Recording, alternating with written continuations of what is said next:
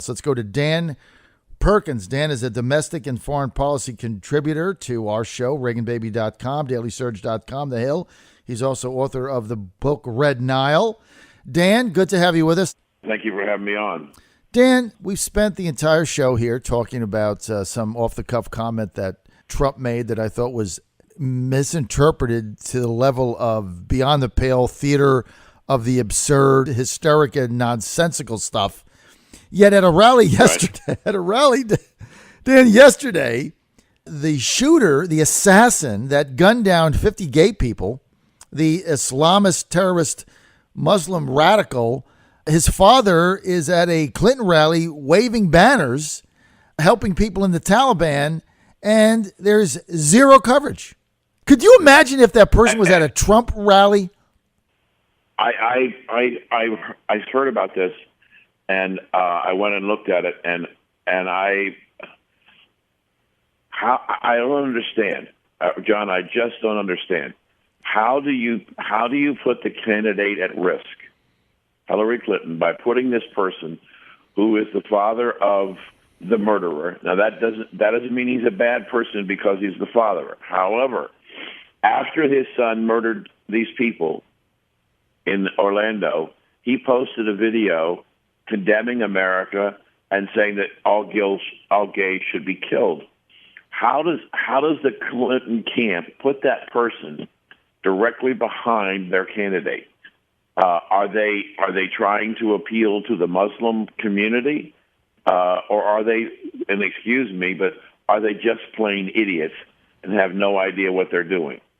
Because I can't imagine that the Secret Service would have agreed to that unless the Clinton campaign said, screw you, we're going to do it anyway. Why would you take that much risk with your candidate, with a person who is a Taliban supporter who ran on a radical platform for president of Afghanistan, posted videos after his son murdered all these people about death to America and kill more gays?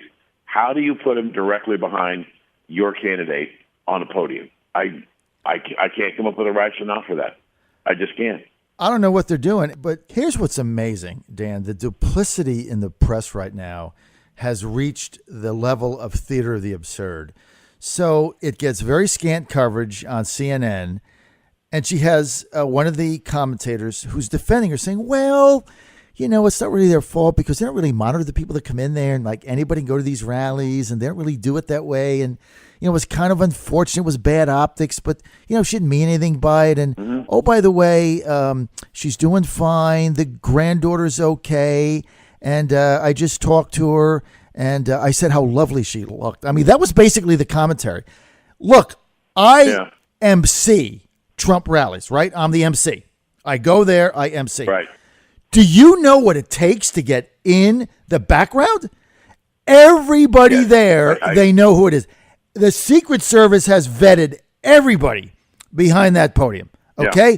They know if you are sitting behind the candidate with a banner on that backdrop, the campaign places you in seats. This is not organic. Like the campaign just started, they had a rally and people show up. So the media is lying to you, saying that, somebody just walked in and happened to sit there. That is such a lie.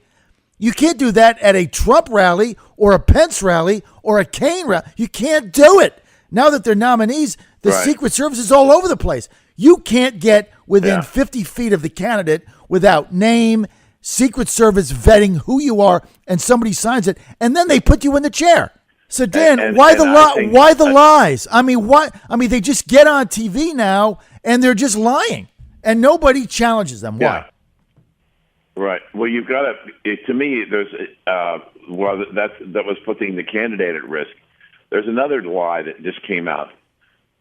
Earlier in the week, the mother and father of two of the Benghazi people that were killed have filed a suit against Hillary Clinton. And they said that she lied to them, she misled them, and she defamed them. She's now saying, this is what she's saying, or at least her campaign is saying she's saying. I never told those people that the death of their sons was because of a video. That's a lie. And the media is not reporting it at all. Nobody. And here we have a lawsuit against a candidate for the presidency of the United States who's claiming that she has defamed people. She's defamed the reputation of the men who died, and she denied telling the families that it was because of a video and that they were going to get this person who was responsible for the video. She absolutely lied about the death of 4 people, saying she never told their survivors it was about the video. And that was the president of the United States went to the UN and said it was about the video. So here she is lying again.